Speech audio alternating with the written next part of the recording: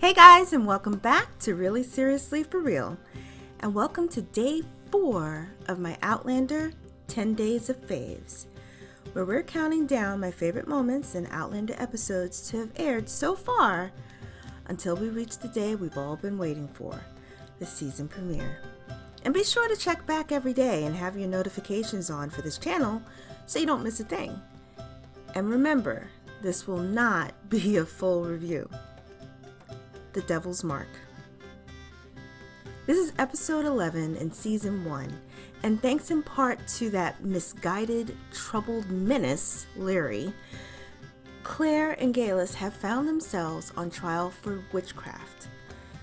Now, I've never been a fan of witchcraft trials or movies because they're so decided before the trial's begun, and you usually see the defendant making an impassioned speech about honor and life just before they're burned.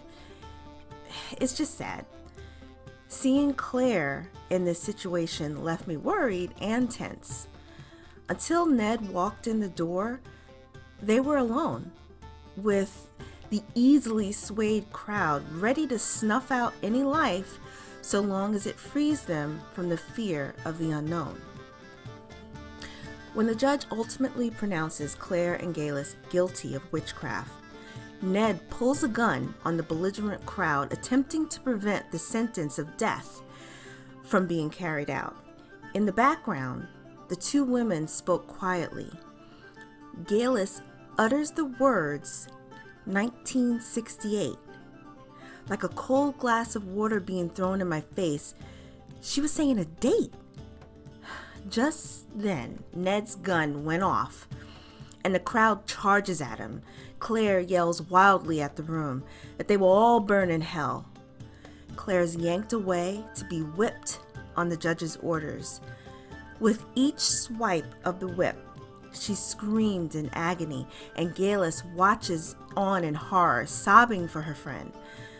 And then charging in like the gallant knight he is, Jamie shields Claire, allowing Galus a chance to seize the moment away from them and proclaim herself the witch, giving Claire a chance to live.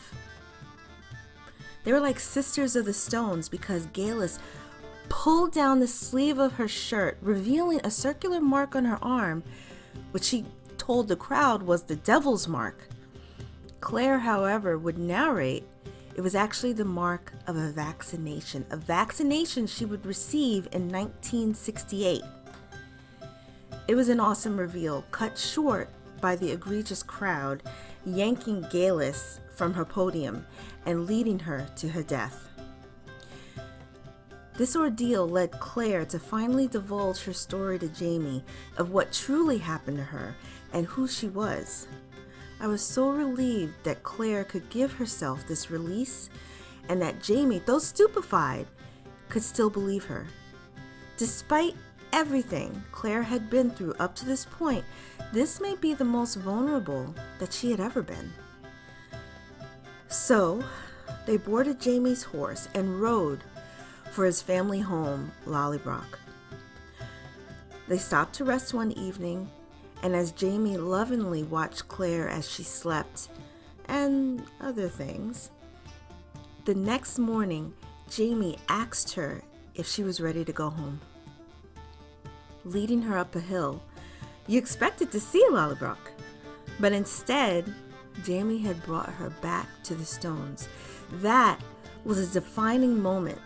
After all this time, after all the adventure and heartbreak, she was back at the scene of the crime.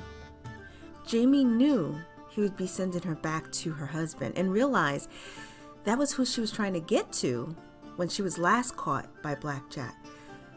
Last night for Jamie was a goodbye. He wanted only to see her face as he pleasured her one last time as her husband, to cater to her and give her all the attention she deserved.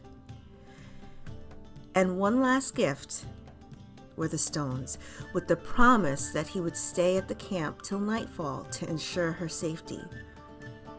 Does she go back to the life and husband she had, or stay with the man she has grown to admire and love? Going back was a rational decision. The stones rumble and crackle were calling. But why do that when she could stay? Do you see the tear running down Jamie's face? She chose him. They will build this life together. They did have something profound, and it would only get deeper. So there's day 4 of my 10 Days of Fave. It's really hard not to talk about the whole episode, and this one really had me crying badly. So join me tomorrow for day 5 of my 10 Days of Faves. What would be your pick? Until next time, guys.